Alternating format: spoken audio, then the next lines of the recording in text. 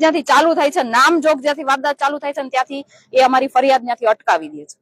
એ પછી અમે લોકો સિવિલમાં એની સારવાર પણ કરવામાં નથી આવતી અને ત્યાંથી અમને રિફર કર્યા પછી અમે રાજકોટ મધુરમ હોસ્પિટલ ખાતે જયારે અમે પહોંચીએ છીએ ત્યારે ફરી પાછા એ પોલીસ વાળા અમારી પાસે ફરિયાદ લેવા આવે છે.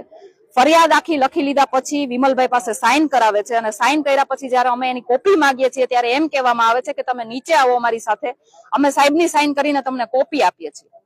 દરમિયાન હું પોતે ત્યાં ઘટના સ્થળે હાજર હતી, વિમલભાઈ સારવાર લઈ રહેલા હતા, એટલે હું પોતે ત્યાં કોપી લેવા માટે નીચે જાઉં છું ત્યારે મને એ સાહેબ દ્વારા એવું કહેવામાં આવે છે, જે મકવાણા સાહેબ છે એના દ્વારા એવું કહેવામાં આવે છે કે તમે આમાંથી ગણેશ ગોંડલ અને લાલાનું નામ કાઢી નાખો.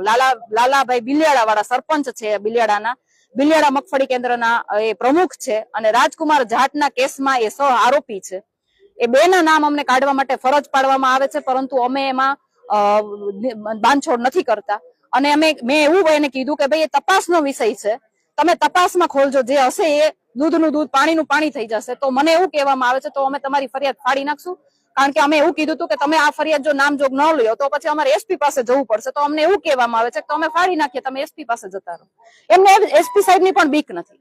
તમે વિચાર તો કરો, એક નિર્દોષ ખેડૂત એ કડદો થતો હતો, એની સાથે અન્યાય થતો હતો, એ ભ્રષ્ટાચારની વિરુદ્ધ અવાજ ઉઠાવવા માટે આવ્યો, એને ભ્રષ્ટાચારની વિરુદ્ધ અવાજ ઉઠાવતા એને માર પડ્યો.